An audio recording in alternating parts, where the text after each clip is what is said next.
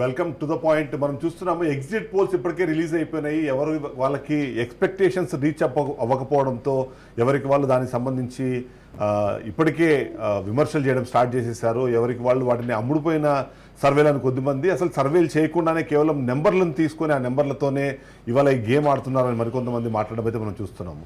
వాళ్ళకి అనుకూలంగా వచ్చిన ఎగ్జిట్ పోల్స్ని ఎగ్జాక్ట్ పోల్స్ అంటున్నారు.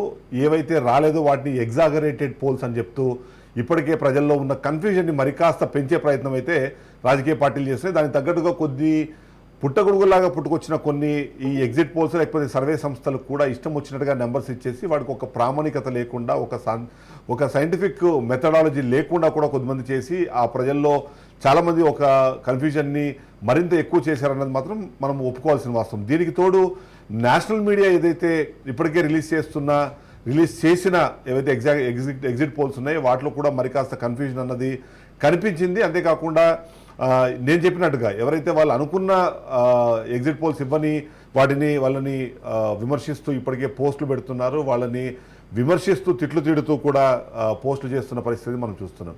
ఇంతకీ అసలు ఈ ఎగ్జిట్ పోల్స్ ఏంటి, ఎగ్జిట్ పోల్స్ని ఎందుకు మనం వాడేవాళ్ళం, ఇప్పుడు ఎందుకు ఎక్స్క్యూజెస్ క్రియేట్ అయిపోయినాయి, ఎందుకు ఇంత టెన్షన్కి వాతావరణాన్ని మరింతగా పెంచుతున్నాయన్న విషయంపై మనం ఇవాళ చర్చా కార్యక్రమాన్ని స్టార్ట్ చేశాము. మనతో పాటు కిషోర్ గారు ఉన్నారు, రేస్ సంస్థకు సంబంధించిన సర్వే సంస్థ CEO ఉన్నారు. అలాగే మనతో పాటు రాజశేఖర్ గారు సీనెక్స్ట్కి సంబంధించిన CEO ఉన్నారు. మనతో పాటు కంబాలపల్లి కృష్ణ గారు సీనియర్ జర్నలిస్టు. అలాగే ఈ సర్వే సంస్థలకు సంబంధించి అసలు ఎలా జరుగుతుందని దాని మీద పూర్తి స్థాయిలో నాలెడ్జ్ ఉన్న సీనియర్ జర్నలిస్ట్ ఉన్నారు. మొదట కృష్ణ గారితో స్టార్ట్ చేద్దాం. కృష్ణ గారు, ఇప్పుడు మనము ఈ ఎగ్జిట్ పోల్సో లేకపోతే ఇంతకుముందు ప్రీ పోల్ సర్వేస్ ఈ సర్వేస్ అన్నీ వచ్చినప్పుడు ఒక అవగాహన రావడానికి ఆ నెంబర్స్ మనకు పనికొచ్చేది.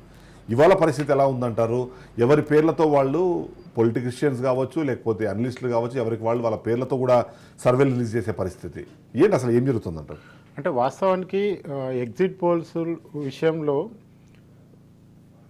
ఒక ప్రీ పోల్ ముందు ఒక పార్టీకి అనుకూలంగా రిజల్ట్స్ ఇవ్వటం అనేది అర్థం చేసుకోవచ్చు.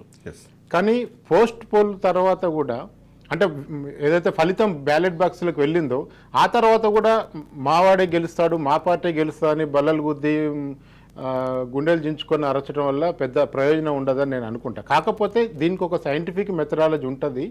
అంత ఈజీగా ఎగ్జిట్ పోల్ చేయకుండా చేశామని చెప్తున్న సంస్థలు ఏమన్నా ఉంటే అవి భవిష్యత్తులో కనుమరుగవుతాయి ఒకవేళ అట్లా చేసే పరిస్థితే కనుక ఉంటాయి. కేవలం మ్యాథమెటిక్స్ కూర్చొని ఆన్ టేబుల్ వర్క్ చేసుకొని కనుక ఇట్లాంటి ఎగ్జిట్ పోల్ ఇస్తే ఆ ఆర్గనైజేషన్స్ నిలబడటానికి అవకాశం లేదు, క్రెడిబిలిటీ సమస్యలు కూడా వస్తాయి, అందులో డౌట్ లేదు. అయితే ఈసారి మీకు ప్రతిసారి ఎగ్జిట్ పోల్ విషయంలో ఉండే గందరగోళం ఈసారి కొంచెం ఎక్కువ కనపడుతుంది. బికాజ్ ఆఫ్ పోలింగ్కి కౌంటింగ్ మధ్యలో 19 రోజులు గ్యాప్ రావడం అనేది ఎక్కువ మ్యాథమెటిక్స్ చేయడానికి ఎక్కువ స్కోప్ కల్పించినట్టు మనకు కనపడుతుంది తప్ప అదర్వైజ్ ఇది మీరు నేషనల్ సంస్థల నుంచి మొదలుకొని రీజనల్ సంస్థల వరకు ప్రతిసారి ఈ గందరగోళం ఉండేది. అయితే ఇప్పుడు కొత్తగా వస్తున్న ఏంటంటే ప్రతి సంస్థ అంటే సంస్థల్లో మెజారిటీ సంస్థలు ఏదో ఒక పార్టీకి అనుబంధంగా ఉండటం లేదా ఆ పార్టీ కోసం ఇవ్వటం అనేది దీన్ని ప్రీ పోల్ వరకు అర్థం చేసుకోవచ్చు. కానీ పోస్ట్ పోల్లో కూడా పార్టీ అభిమానం చూపించాల్సిన పరిస్థితి సర్వే సంస్థలకు రాకూడదు అనేదే నా ఉద్దేశం. ఎస్, ఒకసారి మనము కిషోర్ గారి దగ్గరికి వెళ్దాం. రేస్ సంబంధించి అంటే సీఈఓగా తను ఉన్నారు, అంతేకాకుండా గత కొన్ని సంవత్సరాల నుంచి దీనికి సంబంధించి సర్వే సంస్థ నడిపిస్తున్నారు, ఎగ్జాక్ట్ పోల్స్ ఇచ్చే ప్రయత్నం కూడా చేస్తున్నారు. కిషోర్ గారు, ఏంటి మీ ఎక్స్పెక్టేషన్స్ ఏంటి? ఈసారి ఎగ్జిట్ పోల్స్లో ఆంధ్రప్రదేశ్ రాష్ట్రానికి సంబంధించి స్పెసిఫిక్గా చూసినప్పుడు ఎవరికి ఎడ్జ్ ఉండే అవకాశం అంటారు? ప్లస్ ఆ ఎడ్జ్ మీరు ఇవ్వడానికి మీరు గమనించిన ఎలిమెంట్స్ ఏంటి, ఆ పాయింట్స్ ఏంటి? కిషోర్ గారు. సారీ, అంటే గత 6 నెలలుగా ఎగ్జిట్ పోల్ చేయడానికి. గుడ్ ఈవినింగ్ అండి, అక్కడ ఉన్న అందరికీ good evening. Yes hello. Kishore గారు హలో, చెప్పండి. వినిపిస్తుంది. Can you hear me? Good evening అండి. Good evening sir. ఓకే, మనకి అంటే అక్కడ ఉన్న అందరికీ కూడా good evening sir. Good evening అండి. యాక్చువల్గా మనం ఎగ్జిట్ పోల్ ఇవ్వటానికి ముందు మేము గత 8 నెలలుగా అంటే డిసెంబర్లో ఒక సర్వే, ఫిబ్రవరిలో ఒక సర్వే చేశాము. దాన్ని అంచనా వేసుకొని డిసెంబర్లో మాకు వచ్చిన ఫిగర్ ఆల్రెడీ మేము మీడియాకి కూడా ఇవ్వడం జరిగింది. మాకు డిసెంబర్లో తీసుకున్న శాంపిల్స్, డిసెంబర్లో మేము దాదాపుగా ఒక 85 కాన్స్టిట్యున్సీలో సర్వే చేశాము. ఫిబ్రవరిలో ఒక 64 కాన్స్టిట్యున్సీలో చేశాము. పోస్ట్ పోల్ తర్వాత మనకి ఎక్కువ సమయం దొరకటం వల్ల దాదాపుగా 1110 నుంచి 1111 111 కాన్స్టిట్యున్సీల్లో మేము సర్వే చేశాం. Okay. మనకి మేము ఫస్ట్ తీసుకున్న డిసెంబర్లో తీసుకున్న 85 కాన్స్టిట్యున్సీస్ లో మాకు అబౌవ్ 8% ఎక్కడైతే గ్యాప్ కనిపించిందో, అది ఫిబ్రవరిలో తీసుకున్నప్పుడు వేరే కాన్స్టిట్యున్సీలో ఎక్కడైతే 8% అబౌవ్ గ్యాప్ కనిపించిందో ఆ కాన్స్టిట్యున్సీని మినహాయించి హోరాహోరీగా పోటీ ఎక్కడ జరిగిందో ఆ కాన్స్టిట్యున్సీస్ మీద ఫోకస్ చేసి, ఎందుకంటే డిసెంబర్లో ఫిబ్రవరిలో దాదాపుగా అధికార పార్టీకి సంబంధించిన డిసెంబర్లో అధికార పార్టీకి సంబంధించిన కొంతమంది క్యాండిడేట్లు మనకి ఫైనలైజ్ అయ్యారు. ఫిబ్రవరిలో మార్పులు చేసుకున్న తర్వాత కొంతమంది ఫైనలైజ్ అయ్యారు. మనకి ప్రీ పోల్ ముందు ఒక సర్వే చేసాము, అంటే ఎగ్జాక్ట్ గా పోలింగ్ కి కొంత సమయం ముందు 15 డేస్ ముందు ఒక సర్వే చేసాము. అప్పటికి ప్రతిపక్షాలకు సంబంధించిన క్యాండిడేట్లు కూడా మొత్తం ఫైనల్ అయ్యారు. అంటే అపోజిషన్ నుంచి ఎవరు పోటీ చేస్తున్నారు, కూటమి నుంచి, అధికార పార్టీ నుంచి ఎవరు పోటీ చేస్తున్నారు. డిసెంబర్ లో చేసినప్పుడు ఒక కొంత కన్ఫ్యూజన్ ఉంది, ఫిబ్రవరిలో చేసినప్పుడు కొంత క్లారిటీ ఉంది, ఎలక్షన్ కి 15 డేస్ బిఫోర్ చేసినప్పుడు దాదాపుగా 90% క్లారిటీ ఉంది మాకు. ఓకే. కానీ ఎగ్జిట్ పోల్ ఎలక్షన్లు అయిపోయిన తర్వాత ఎగ్జిట్ పోల్ చేశాము. ఎగ్జిట్ పోల్ దాదాపు ఒక 30 కాన్స్టిట్యూన్సీలో ఎగ్జిట్ పోల్ చేశాము. తర్వాత పోస్ట్ పోల్, ఎగ్జిట్ పోల్ అంటే ఆ రోజు ఎలక్షన్ రోజు ఒక 30 కాన్స్టిట్యూన్సీల్లో ఓటు వేసి బయటకు వస్తున్న ఓటర్ నాడి ఎలా ఉంది, సైకలాజికల్ గా వాళ్ళు ఎలా ఉన్నారు అనే అంచనాకి రావడానికి ఒక 30 కాన్స్టిట్యూన్సీల్లో, అవి కూడా కొన్ని పర్టికులర్ మేము ఎక్కడైతే ఓటు బలంగా ఉంది, ఎక్కడ కూటమి ఓట్ ట్రాన్స్ఫర్ అవుతుంది అనే కాన్స్టిట్యూన్సీస్ చూసుకొని ఓటింగ్ రోజు ఒక 30 కాన్స్టిట్యూన్సీలో ఎగ్జిట్ పోల్ చేశాము. ఎగ్జిట్ పోల్ అయిపోయిన తర్వాత ఈ కన్ఫ్యూజన్ కొంత మాకు ఒక 5 to 10% ఎక్కడైతే మాకు క్లారిటీ రాలేదో, కన్ఫ్యూజన్ ఉందో అక్కడ పోస్ట్ పోల్ చేశాం. పోస్ట్ పోల్ ఒక 10 days చేశాం. ఓవరాల్ గా అన్ని క్రోడీకరించుకొని మేము 1st తారీఖు రోజు పోస్ట్ పోల్ రిజల్ట్ అందరికీ ఇవ్వడం జరిగింది. మీడియా ద్వారా కూడా రిలీజ్ చేయడం జరిగింది. మా అంచనా ప్రకారం ప్రస్తుతం ఉన్న అధికార పార్టీ మళ్ళీ తన అధికారాన్ని నిలబెట్టుకుంటుంది అనే అంచనాకి మా అనాలిసిస్ లో మేము వచ్చాము. మేము 122 ±5 ఇచ్చాము. అధికార పార్టీ చివరిసారి ఎంతైతే ఓటింగ్ పర్సంటేజ్ తెచ్చుకుందో ఆ ఓటింగ్ పర్సంటేజ్ మళ్ళీ అధికార పార్టీ తగ్గే అవకాశం మాకు కనిపించలేదు. 1 to 2% ఓటింగ్ పర్సంటేజ్ పెరిగే అవకాశం ఉంది కానీ తగ్గే అవకాశం కనిపించలేదు. కానీ ఓటింగ్ పర్సంటేజ్ తగ్గనప్పుడు సీట్లు ఎలా తగ్గుతున్నాయని మీరు ఒకవేళ అనుకుంటే, చివరిసారి 2019లో జనసేన, బీజేపీ, తెలుగుదేశం పార్టీ విడివిడిగా పోటీ చేయడం వల్ల కొంత వాళ్ళ సీట్లు కోల్పోయారు.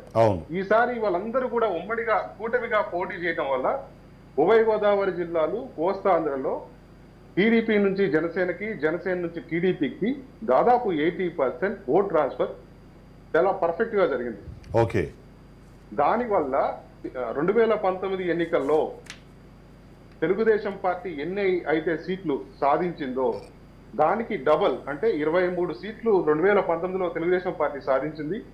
ఈ ఎన్నికల్లో వాళ్ళు 46 నుంచి 57 వరకు, అంటే 55 లోపు, మాక్సిమం వాళ్ళు 58 వరకు రాగలుగుతున్నారని మేము ఒక అంచనాకు వచ్చాం. మేము తీసుకున్నప్పుడు ఇప్పుడు ఇలా అంటే 2019లో సర్వే చేసినప్పుడు చాలా ఈజీగా ఉండేదండి. అది మేనిఫెస్టో వర్సెస్ మేనిఫెస్టో ఎలక్షన్ జరిగింది. ఇప్పుడు ఎలిమెంట్స్ కూడా మీతో ఎలిమెంట్స్ గురించి మాట్లాడే ముందు ఒకసారి రాజశేఖర్ గారి దగ్గరికి వెళ్దాం. రాజశేఖర్ గారు, అంటే ఇప్పుడు అంటే ఆల్రెడీ ఏ మెథడాలజీలో చేశారు మీరు ఆ నెంబర్స్ ఇవ్వడానికి, అంటే మీరు ఆ నెంబర్స్ అరైవ్ అవ్వడానికి జరిగిన కసరత్తు గురించి ఒకసారి మీరు చెప్పండి. ఎన్ని శాంపిల్స్ తీసుకున్నారు, మీరు ఎలా చేశారు దాని మీద? అందరికీ good evening. Rajasekhar, good evening. Sir, అయితే మేము ఫస్ట్ తెలంగాణలో 2023లో స్టార్ట్ చేసామండి సీనెక్స్ట్ అనే సంస్థని. అక్కడ చేసిన తర్వాత ఫస్ట్ ఎలక్షన్ ఫేస్ చేసాము లాస్ట్ 23 డిసెంబర్లో. అక్కడ వచ్చేసి మేము సర్వే చేసిన తర్వాత 69 సీట్లు కాంగ్రెస్ పార్టీకి ఇవ్వడం జరిగింది ఆ రోజు. సేమ్ ఇదే పద్ధతిలో ఇచ్చాము. ఎవరికైతే ఎన్ని ఓట్లు వస్తున్నాయి, ఎన్ని ఓట్లతో పోతున్నారు అనే ఇదే పిక్చర్ వాళ్ళకి అప్పుడు ఇచ్చాము. అదే మోడ్ లో మళ్ళీ ఇప్పుడు ఆంధ్రప్రదేశ్ లో చేసాము. కాకపోతే తెలంగాణలో చేసిన సర్వేకి ఆంధ్రప్రదేశ్ లో చేసిన సర్వేకి చాలా వ్యత్యాసం ఉంది. పార్టీల పరంగా అయినా కానీ, కులాల పరంగా ఇక్కడ ఈక్వేషన్స్ చాలా డిఫరెంట్ గా ఉన్నాయి.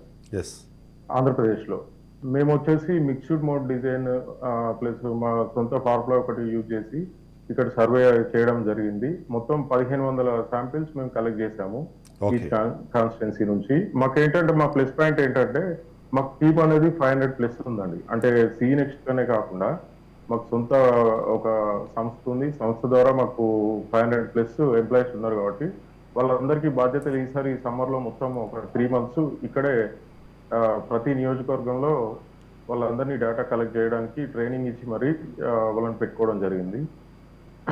అదే క్రమంలో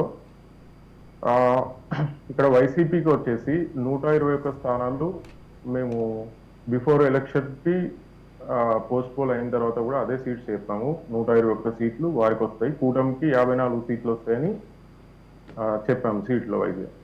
ఓకే, అయితే మీరు 50.8% మీరు ఓవరాల్గా వైసీపీకి, 43.7% టీడీపీకి ఇచ్చారు. అవునండి. ఓకే, సో అంటే ఏం ఎలిమెంట్స్ అక్కడ పనిచేశారు? ఎందుకంటే ఇప్పుడు చాలా మంది యాంటీ ఇన్కంబెన్సీ గురించి డిస్కస్ చేస్తున్నారు. పర్సెంటేజ్ ఆఫ్ ఓట్ ఏదైతే పెరిగిందో, ఓటింగ్ పర్సెంటేజ్ పెరిగిందో అది ఖచ్చితంగా అధికార పక్షానికి కాకుండా ప్రతిపక్షానికి పనిచేస్తుంది, అది హెల్ప్ అవుతుంది అన్నది జనరిక్గా అందరు మాట్లాడుతూ ఉంటారు. అది జరిగిన తర్వాత కూడా మీరు 50.8% ఎలా ఇచ్చారు? లాస్ట్ టైం కన్నా ఆల్మోస్ట్ 1% మీరు ఎక్సెస్కి ఇచ్చినట్టు అనిపిస్తుంది. అవునండి, అంటే ఈసారి మహిళలు ప్రతి మిడిల్ క్లాస్ అండి, బీపీఎల్ ఫ్యామిలీకి సంబంధించిన మహిళలందరూ కూడా వన్ సైడెడ్ గా వైసీపీకి సపోర్ట్ చేశారు. ఓకే, అర్బన్ మహిళలు కొంతమంది తప్ప రూరల్ ఏరియాస్ లో మాకు అనిపించింది ఏంటంటే ప్రతి ఒక్కరు ఏదో ఒక గవర్నమెంట్ నుంచి స్కీమ్ ను అందుకొని ఉన్నారు. వారు మళ్ళీ దాన్ని కంటిన్యూ చేయాలంటే మా జగన్ రావాలన్న టాపిక్స్ వాళ్ళు తీశారు అక్కడ. ఓకే, అయితే ఒకసారి కృష్ణ గారి దగ్గరికి వెళ్దాం. కృష్ణ గారు, ఇప్పుడు మనం చూస్తుంటే ఇప్పుడు ఇద్దరు యాక్చువల్లీ ఏంటంటే మనం టీడీపీకి సంబంధించిన సర్వే సంస్థల వాళ్ళు కూడా మనకు కొద్దిసేపట్లో లైవ్లో జాయిన్ అవుతారు. ఇప్పటికీ జాయిన్ అయిన ఇద్దరు కూడా వైసీపీకి అనుకూలంగా ఇచ్చారు. సో అంటే అధికార పక్షం కంటిన్యూ అవుతోంది. దానికి కారణాలుగా మహిళా ఓటర్లకు సంబంధించి, సంక్షేమం సంబంధించి ఆ పాత పాలన కంటిన్యూ అవ్వాలి. ఎందుకంటే తను ఒక చాలా వ్యాలిడ్ పాయింట్ చెప్పారు. యూజువల్గా ఎలక్షన్స్ జరిగేటప్పుడు మేనిఫెస్టో బేస్డ్గా ఎలక్షన్స్, అక్కడ ఉన్న లోకల్ ఇష్యూస్ బేస్డ్గా ఎలక్షన్స్ జరుగుతాయి. కానీ ఎందుకో నాకు కూడా ఈసారి అనిపించింది జగన్ కావాలా వద్దా అనే ఒక్క ఫ్యాక్టర్ మీద, చంద్రబాబు నాయుడు కావాలా వద్దా అన్న ఇంకొక ఫ్యాక్టర్ మీద మాత్రం ఎలక్షన్స్ జరిగినాయి అనిపించింది.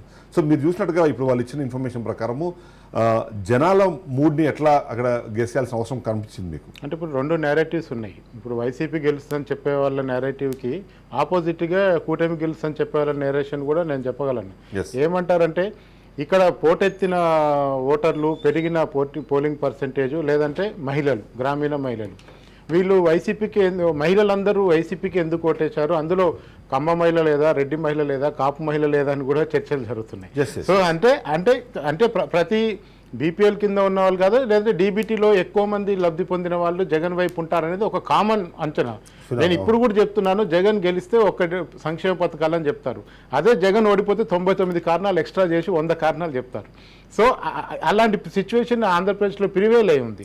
సో కేవలం సంక్షేమ పథకాల ద్వారా మాత్రమే జగన్ గెలిచాడు. ఇంకా అన్నిటికంటే ఎక్కువ జగన్ చేసింది ఒక పెద్ద ప్రయోగం. భారతదేశంలోనే ఇప్పటివరకు ఏ పార్టీ కూడా సిట్టింగ్లకు 70 మంది సీట్లను మార్చి పార్లమెంట్ అభ్యర్థులను అసెంబ్లీలోని పార్లమెంట్కి పంపిన ఒక ఎక్స్పెరిమెంట్ అనేది ఇప్పటివరకు ఏ రాష్ట్రం చేయలేదు. జగన్ గెలిస్తే ఇది పెద్ద థీసిస్ అవుతుంది. చాలా మందికి సోషల్ ఇంజనీరింగ్ అనే సెక్టార్లో ఒక పిహెచ్డి టాపిక్ అయిపోతుంది రేపు జగన్ గెలిస్తే. అంతటి డిఫరెంట్ రాజకీయాన్ని ఈసారి జగన్ ముందు తీసుకొచ్చారు.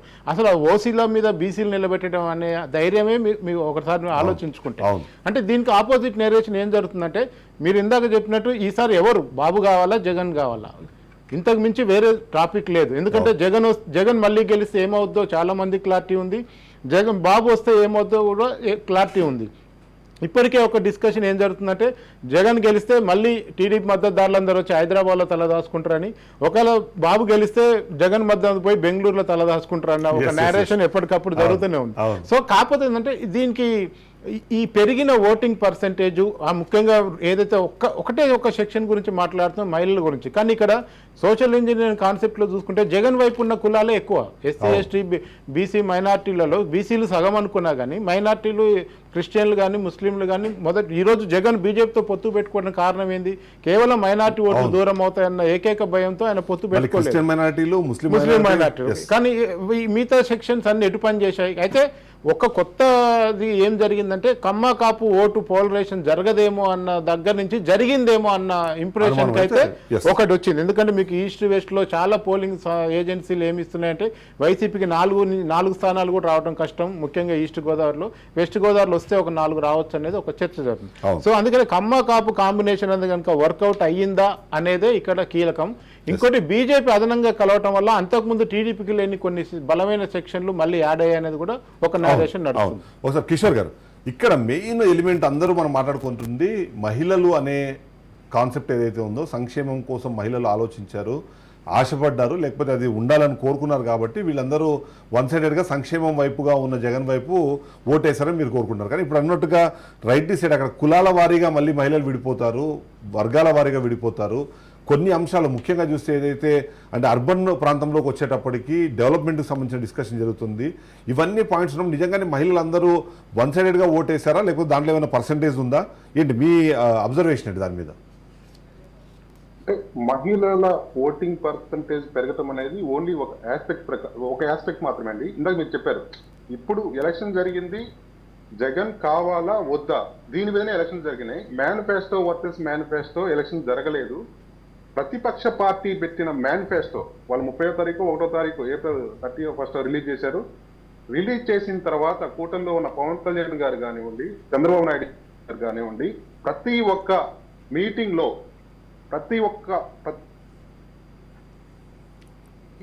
లో కూడా తన మేనిఫెస్టో గురించి వివరించలేదు.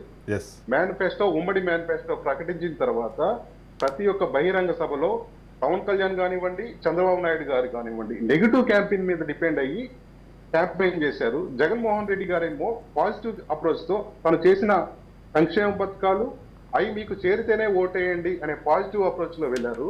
ఇప్పుడు మేము ఇస్తున్నది మహిళలు ఓటింగ్ పర్సంటేజ్ పెరగడం అనేది ఒక ఆస్పెక్ట్. మీరు శ్రీకాకుళం నుంచి తీసుకుంటే విజయవాడ వరకు మధ్యలో కాకినాడ తప్ప, కాకినాడ ఒకటే ఓసీకి ఇచ్చారు అధికార పార్టీ. శ్రీకాకుళం, విజయనగరం, విశాఖపట్నం, అనకాపల్లి, రాజమండ్రి, నరసాపురం, ఏలూరు ఇవన్నీ కూడా అంటే బ్యాక్వర్డ్ బీసీ కమ్యూనిటీకి ఇచ్చారు.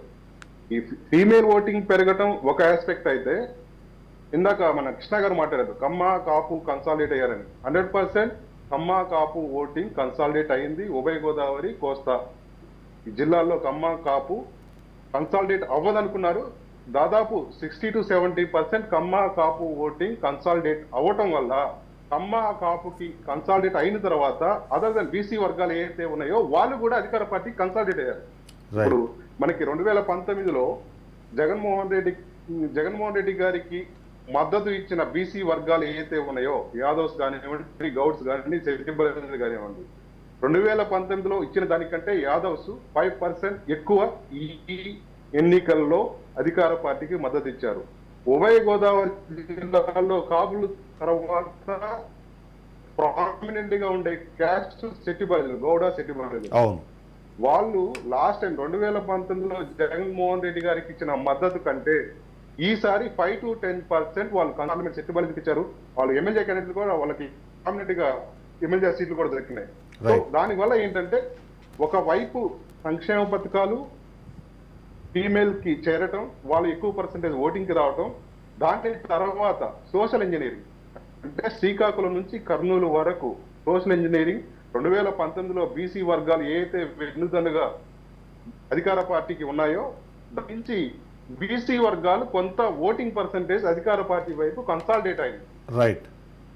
దానివల్ల ఓటింగ్ పర్సెంటేజ్ తగ్గే అవకాశం లేదు. కూటమిగా కమ్మ కాపు కన్సాలిడేషన్ కానివ్వండి, కూటమిలో ఓట్ ట్రాన్స్ఫర్ అవడం వల్ల వాళ్ళు కూడా 23 నుంచి 58 దాకా వాళ్ళు గణనీయంగా ఓట్లు సీట్లు పెంచుకోగలుగుతున్నారు వాళ్ళు.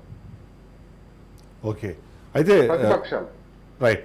రాజశేఖర్ గారు, ఇక్కడ సోషల్ ఇంజనీరింగ్ అనే ఆస్పెక్ట్ వచ్చేటప్పటికి ఖచ్చితంగా దేశంలో మతాల ప్రాతిపదికన కొన్ని చోట్ల ఎలక్షన్లు జరుగుతుంటే కులాల ప్రాతిపదికన ఎలక్షన్లు జరిగే దాంట్లో ఆంధ్రప్రదేశ్ కూడా ఒక కీలకమైన స్థానంలో ఉంది. ఈ సోషల్ ఇంజనీరింగ్ అనేది ఎందుకంటే వేరే సంస్థలు ముఖ్యంగా అంటే ఇక్కడ మనం కోట్ చేయాల్సిన అవసరము 6వ స్థానం మాట్లాడే క్రమంలో ఒకవేళ ఈ సోషల్ ఇంజనీరింగ్ అన్నది కానీ సక్సెస్ అయితే దేశంలోనే ఒక బెస్ట్ ఎగ్జాంపుల్ అవుతుంది. ఒకవేళ ఫెయిల్ అయితే మాత్రం this is going to be a disaster for YCP అన్నది తను చెప్పే ప్రయత్నం చేశారు. మీరు దానికి సపోర్ట్ చేస్తారా? సోషల్ ఇంజనీరింగ్ అనే పేరుతో ఏదైతే జరిగిందో దానివల్ల లాభం జరిగిందంటారా, నష్టం జరిగిందంటారా? అవును జరిగిందండి. అంటే ఇతర రాష్ట్రాలతోటి పోల్చుకున్నప్పుడు ఇక్కడ లాస్ట్ టైం ఎలక్షన్లో తెలంగాణలో బీసీలకు సీట్లు కావాలి, బీసీలను ఎక్కువ శాతం సీట్లు ఇస్తేనే ఆ పార్టీని గెలిపిస్తామన్న క్రమంలో మనం చూసాం లాస్ట్ ఎలక్షన్. అది ఇక్కడ ఆంధ్రప్రదేశ్లో ఏంటంటే బీసీల ప్రతిపాదన రాకుండానే మొత్తం సీట్లు అనేటి అందరికీ కరెక్ట్గా బీసీలు, ఎస్సీలు, నిమ్న వర్గాలందరికీ కూడా సమానంగా షేర్ చేయడం వల్ల ఇక్కడ సోషల్ ఇంజనీరింగ్ వర్కౌట్ అయ్యే అవకాశం ఉంది. ఇంకొకటి కాపు విషయానికి వస్తే కాపు ఓట్లు అనేది ఒక మంచి లీడ్ పొజిషన్లో ఉండాలనే ఉద్దేశంతో వాళ్ళు ఒక లీడర్ని ఎంచుకుందామన్న క్రమంలో ఉన్నారు. అంతలోపే ఇతను టీడీపీతో 21 సీట్లకే పరిమితమై పొత్తు పెట్టుకోవడం వల్ల వాళ్ళు కొంచెం పై స్థాయి ఉన్న లీడర్లు కాకుండా కొంతమంది నిరుత్సాహంలో ఉన్నారని ఒక అంచనా వచ్చింది. ఓకే, అయితే ఆ ఓట్ ట్రాన్స్ఫర్కి సంబంధించి కాపు నుంచి కమ్మకి జరిగిన ఓట్ ట్రాన్స్ఫర్కి, కమ్మ నుంచి కాపుకి జరిగిన ఓట్ ట్రాన్స్ఫర్కి మధ్యలో ఒక చిన్న డిఫరెన్స్ ఉంది. కమ్మలందరూ కాపులకు ఓట్లు వేసినా సరే కాపులు కమ్మలకు ఓటేసే సందర్భంలో ముఖ్యంగా అభ్యర్థులు కమ్మ అభ్యర్థులు అయినప్పుడు ఆ సామాజిక వర్గానికి సంబంధించి ఆ ఓట్ ట్రాన్స్ఫర్ అంత స్మూత్గా జరగలేదు అన్నది కూడా ఒక అనాలిసిస్ వినిపిస్తోంది. మీకు దానికి సంబంధించి ఏమైనా కనిపించింది అంటారా? అవును కనిపించిందండి. ఎట్లా అంటే ఇప్పుడు కాపు సామాజిక వర్గానికి చెందిన పవన్ కళ్యాణ్ గారు పిఠాపురంలో కంటెస్ట్ చేశారు. ఇప్పుడు ఒక సందర్భంలో లోకేష్ గారిని అడిగినప్పుడు పవన్ కళ్యాణ్కి సంబంధించి డిప్యూటీ సీఎం ఇస్తారా అన్నప్పుడు అతను ఏమన్నాడు, పొలిట్ బ్యూరోలో చర్చించిన తర్వాత మేము నిర్ణయం చెప్తామన్నారు. అదే జగన్మోహన్ రెడ్డి గారు అతని చివరి అంటే లాస్ట్ ప్రచారంలో చివరి దశలో అక్కడ పిఠాపురంలో డిప్యూటీ సీఎం అనౌన్స్ చేసేసి వెళ్ళారు. అవును, ఎస్, డిప్యూటీ సీఎం ఇస్తానని చెప్పారు. అంటే కాపులు ఏమనుకున్నారంటే ఇతన్ని ఎత్తుకోవడము ఈ 21 సీట్స్ తోటి ఇదంతా అయింది, ఇక్కడ డైరెక్ట్ గా ఇలాంటి ఆపర్చునిటీస్ వైసీపీలో కూడా ఉన్నాయన్నట్టు కాపులు కూడా దాన్ని కన్సిడర్ చేశారు. షిఫ్ట్ కూడా అయింది, ఓట్ అనేది షిఫ్ట్ అయింది వైసీపీకి. ఎస్, కృష్ణ గారు, ఇక్కడ మరొక కీలకమైన అంశం మనం మాట్లాడుతున్నప్పుడు ఏదైతే ఎస్సీ ఎస్టీలకు సంబంధించి ముఖ్యంగా అంటే దళితులకు సంబంధించిన సీట్లు ఏవైతే ఉన్నాయో, నేను ఆరామస్తాను ఒక అబ్జర్వేషన్, చాలా మంచి అబ్జర్వేషన్ చెప్పారు. ఎక్కడైతే వైసీపీకి ఓటు అంటే గెలిచే అవకాశం ఉందని ఏదైతే మేము భావిస్తున్నామో ఆ నియోజకవర్గాల్లో 90% వరకు కూడా పోలింగ్ జరిగింది. అదే టీడీపీ గెలుస్తుంది అని మేము ఏవైతే భావిస్తున్నామో ఆ ప్లేసెస్లో మాత్రం అనుకున్నంత స్థాయిలో 74-75 దగ్గర మ్యాక్సిమం ఆగిపోయింది అన్నది ఆయన ఒక అబ్జర్వేషన్ చెప్పారు. సో నిజంగానే అంటే నా అబ్జర్వేషన్ కూడా ఏంటంటే ఆల్మోస్ట్ ఎస్సీ ఎస్టీకి సంబంధించిన ఏవైతే నియోజకవర్గాలు స్పెసిఫిక్గా ఎస్సీ నియోజకవర్గాలు ఉన్నాయి ఆ ప్లేసెస్లో ఎక్కువ ఓటింగ్ జరిగింది. సో దాన్ని బట్టి చూస్తే ఆ యాంటీ ఇన్కంబెన్సీ అనేది స్టేట్ది కాదు, సెంట్రల్ యాంటీ ఇన్కంబెన్సీ ఇక్కడ స్టేట్ పార్టీకి పనికొచ్చింది అన్నది ఒక అబ్జర్వేషన్లో కనిపిస్తుంది. దాంట్లో ఏమన్నా చూడాలంటారా? నిజంగానే ఆ స్థాయిలో జనాలు అట్లా ఆలోచిస్తారంటారా? అంటే ఎస్సీ నియోజకవర్గాలు మొదటి నుంచి కూడా జగన్ వైపు ఉన్న విషయంలో పెద్ద అనుమానం ఏం లేదు. ముఖ్యంగా దళిత సెక్షను అట్లాగే ఏజెన్సీ సెక్షన్ కూడా రెండు కూడా జగన్ వైసీపీకి ఉంటాయి అనేది ఒక కామన్ అబ్జర్వేషన్. ఈ పర్టికులర్ సందర్భంలో అక్కడ పోలింగ్ పెరగటం అనేది కూడా టూ ఆర్ట్స్, ఎందుకంటే బెనిఫిషియరీస్లో ఎక్కువ మంది మనకు ఆ కమ్యూనిటీ నుంచి ఆ వర్గాల నుంచి ఉండే అవకాశం కూడా ఎక్కువ ఉంది. బీసీలో కూడా ఎక్కువ మంది ఉంటారు. అయితే దళితులు ఖచ్చితంగా జగన్కి సాబిటేజ్ చేసి వెళ్ళిపోతారా అని అంటే అలాంటి పరిస్థితి కనపడకపోవచ్చు. ఎందుకంటే మీకు చెప్పిన 90% పోలింగ్ కూడా జగన్ని నిలబెట్టుకోవాలంటే మనం అందరం మూకుమ్మడిగా ఓటేయాలన్న ఇప్పుడు ఎందుకంటే మీకు హైదరాబాద్ నుంచి వెళ్ళిపోయిన వాళ్ళ గురించి కూడా ఒక అబ్జర్వేషన్ ఏమొచ్చిందంటే కార్లలో పోయిన వాళ్ళందరూ కూడా పెద్ద కమ్యూనిటీ వాళ్ళు అంటారు, బస్సుల్లో ట్రైన్లో పోయిన వాళ్ళందరూ కూడా చిన్న కమ్యూనిటీ అంటారు, వాళ్ళందరూ కూడా జగన్కే ఓటేస్తారనే ఒక నేరేషన్ కూడా నడిచింది. సో అందుకనే ఖచ్చితంగా వైసీపీ మొదటి నుంచి చెప్తుంది మా లాంచ్ ప్యాడే ఎస్సీ ఎస్టీ నియోజకవర్గాల సంఖ్య నుంచి 35+ నుంచే మేము స్టార్ట్ అవుతామని వైసీపీ మొదటి నుంచి చెప్పుకొస్తున్న నేరేషన్ కూడా. సో అందుకనే ఇది పెరిగింది, ఖచ్చితంగా అక్కడ వరకు ఉండొచ్చు. లేదు నిజంగానే ఇంకొక కొన్ని జాతీయ సంస్థలు కాకపోతే కొన్ని ప్రాంతీయ సంస్థలు ఒక నేరేషన్ మరీ వైసీపీకి 20 లోపు 21 30 లోపు వస్తాయని చెప్తున్న కొన్ని ఏజెన్సీల ప్రకారం చూస్తే అప్పుడు అది ఎస్సీ లేదు, ఎస్టీ లేదు, ఓసీ లేదు, అన్ని నియోజకవర్గాలు సాలిడ్గా ఒక ప్యాటర్న్లో కూటమికి వేసినట్లుగా మనం అర్థం చేసుకోవాల్సి వస్తుంది అప్పుడు. అయితే ఇక్కడ అంటే ఒకసారి మనము ఈ ప్రాంతాల వారికి వెళ్దాం. రాయలసీమకు సంబంధించినప్పుడు చూస్తే కిషోర్ గారు మొదటి నుంచి రాయలసీమ అన్నదాన్ని వైసీపీ తమ ఓట్ బ్యాంక్ లాగానో లేకపోతే దాని సీట్లకు సంబంధించి మాక్సిమం స్కోర్ చేసే ఒక ప్రాంతం లాగా వాళ్ళు ఫీల్ అవుతూ వచ్చారు. అయితే ఇక్కడ అబ్జర్వేషన్ ప్రకారం ఏదైతే వైసీపీకి అనుకూలంగా సర్వే సంస్థలు అంటే మీలాంటి వాళ్ళు కూడా ఆ నెంబర్స్ని తగ్గించారు, బట్ ఈ సీట్స్ని ఎక్కడో చోట మీరు కవరప్ చేసే ప్రయత్నం చేసినారు. అదే టీడీపీకి వచ్చినప్పుడు అక్కడ కూడా వాళ్ళు 50% ఇచ్చే ప్రయత్నం చేశారు. అంటే నిజంగానే ఇంకా వైసీపీకి రాయలసీమలో అదే స్థాయిలో సీట్లు లేకపోతే అదే స్థాయిలో ఓట్ల షేరు ఇవన్నీ అంటే కంటిన్యూ అవుతున్నాయి అంటారా? అంటే మోస్ట్ ఇంపార్టెంట్ ఫ్యాక్టర్ వచ్చేసి ఇక్కడ షర్మిల ఫ్యాక్టర్. షర్మిల వచ్చిన తర్వాత కాంగ్రెస్ పార్టీ కొద్దిగా అక్కడ బలపడింది, లేకపోతే ఓట్ని చీల్చే ప్రయత్నంలో వాళ్ళు సక్సెస్ అయ్యారు అన్నది ఒక జనరల్ అబ్జర్వేషన్ అయితే కనిపించింది. సో ఆ ఆస్పెక్ట్లో చెప్పండి. ఒకసారి మనకి రాయలసీమలో ఉన్న 52 నియోజకవర్గాల్లో గత ఎన్నికల్లో అధికార పార్టీ 49 స్థానాల్లో విజయం సాధించింది. అవును. ఇప్పుడు కూడా మా అంచనా ప్రకారం 40 నుంచి 42 స్థానాలకి తగ్గకుండా రాయలసీమలో అధికార పార్టీ మళ్ళీ స్థానాలని 40 నుంచి 42 స్థానాలను నిలబెట్టుకుంటుంది. ఎందుకంటే ఇప్పుడు షర్మిలా గారి ఫ్యాక్టర్ ఉంది. షర్మిలా గారి ఫ్యాక్టర్ వచ్చే వరకు మన కడప అండ్ పులివెందల్లో ఆమె ఓట్లు చీల్చగలిగింది. ఆ చీల్చే ఓట్లు ఇప్పుడు అధికార పార్టీకి డ్యామేజ్ చేసేంత స్థాయిలో లేదు. పర్సంటేజ్ కానీ ఆమె చీల్చిన ఓట్లు కానీ అక్కడ మనకి కడప నియోజకవర్గం, పులివెందుల నియోజకవర్గంలో, కడప నియోజకవర్గంలో అంతకుముందు కాంగ్రెస్ పార్టీలో ఉన్న అతను తీసుకొని ఇప్పుడు అంటే ఇప్పుడు చేశారు ముస్లిం క్యాండిడేట్, ముస్లిం ఓట్లు గెలిస్తే అవతల అంటే వాళ్ళకి ఏమన్నా ఉపయోగం ఉంటుందేమో ఆలోచించి పెట్టారేమో తెలియదు. కానీ అతను చీల్చగలిగాడు కాబట్టి అక్కడ పోటీ చేస్తున్న వైఎస్ఆర్ కాంగ్రెస్ పార్టీ అభ్యర్థి చాలా తక్కువ మెజారిటీతో గెలవబోతున్నారు. అంటే గణనీయమైన ఓట్లు ఓన్లీ కడప నియోజకవర్గంలో మాత్రమే అసెంబ్లీ సెగ్మెంట్ కు వచ్చే వరకు చీల్చగలిగింది. పార్లమెంట్ కు వచ్చే వరకు ఆమెకి కడప అండ్ పులివెందుల్లో అసెంబ్లీకి వైఎస్ఆర్ కాంగ్రెస్ పార్టీకి వేశారు, పార్లమెంట్ కు వచ్చేసరికి షర్మిలా గారికి వేశారు. ఆ పర్సంటేజ్ ఆమె డిపాజిట్ తెచ్చుకునే అంత వరకు రీచ్ కూడా అవలేదు. అంటే ఓట్లు చీల్చింది. అంటే 5 to అంటే మా అబ్జర్వేషన్ ప్రకారం షర్మిలా గారికి పార్లమెంట్ లో 7 to 8%, అంటే 6 to 8% మధ్య ఆమె ఓట్లు తెచ్చుకోగలుగుతుంది. కాంగ్రెస్ పార్టీకి ఇంకొక నియోజకవర్గం రాయలసీమలో మడకశిర, రఘువీరారెడ్డి గారు అక్కడ ఉండి ఛాలెంజ్ గా తీసుకున్న మడకశిరలో ఎలక్షనీరింగ్ చేశారు. అక్కడ కూడా కాంగ్రెస్ పార్టీ అభ్యర్థి గణనీయమైన ఓట్లు సాధిస్తాడు. అంటే థర్డ్ పొజిషన్ లోనే ఉంటాడు. గణనీయమైన ఓట్లు సాధించినప్పటికీ ప్లస్ 10,000-15,000 ప్లస్ ఓట్లు కాంగ్రెస్ పార్టీ అభ్యర్థికి మడకశిర కాన్స్టిట్యున్సీలో వస్తున్నాయి. రిమైనింగ్ ఏ కాన్స్టిట్యున్సీలో కూడా షర్మిలా గారి ప్రభావం కానీ కాంగ్రెస్ పార్టీ ప్రభావం కానీ కనిపించలేదు, ఒక ఆస్పెక్ట్. అండ్ ఇంకొకటి వచ్చేసి మనకి టీడీపీ పార్టీ, తెలుగుదేశం పార్టీకి వచ్చే వరకు కర్నూలులో కర్నూలులో మొత్తం 14 నియోజకవర్గాల్లో ఒక 2-3 నియోజకవర్గాల్లో వాళ్ళు 2 నియోజకవర్గాల్లో మంచి పర్ఫార్మెన్స్ కనిపించింది, ఒక నియోజకవర్గంలో క్లీన్ కంటెస్ట్ కనిపించింది. అనంతపురం వచ్చేసరికి పెనుగొండ, కళ్యాణదుర్గం, హిందూపురం, ఉరవకొండ ఈ 4 నియోజకవర్గాల్లో మనకు తెలుగుదేశం పార్టీ కొంత పర్ఫామ్ చేసినట్టు కనిపించింది. కడపకు వచ్చేసరికి మైదుకూరు, ప్రొద్దుటూరులో కొంత పర్ఫామ్ చేశారు. చిత్తూరుకు వచ్చేసరికి మనకి పలమనేరు, చిత్తూరు. ఇప్పుడు మా అబ్జర్వేషన్ లో మేము ఎవరూ చెప్పలేదండి, లాస్ట్ 6 months నుంచి మేము చెప్తున్నాం. మా దాంట్లో కుప్పం నియోజకవర్గంలో చంద్రబాబు నాయుడు గారికి 2% నెగిటివ్ కనిపించింది. మేము అదే ఇచ్చాము. ఆ డిస్కషన్ చేయలేదు, ఎందుకంటే నేను చూశాను మీరు ఇంకొకరు మాత్రమే అక్కడ ఓడిపోయే ఛాన్స్ చంద్రబాబు నాయుడు అని చెప్పేసి, చంద్రబాబు నాయుడు ఓడిపోయే అవకాశం ఉందని చెప్పి ఓన్లీ ఒక 2-3 సంస్థలు మాత్రం చెప్పాయి. బట్ దాన్ని బాగా బలంగా నమ్ముతున్న వాళ్ళు, బలంగా ప్రమోట్ చేస్తున్న వాళ్ళైతే వైసీపీ. అవునండి.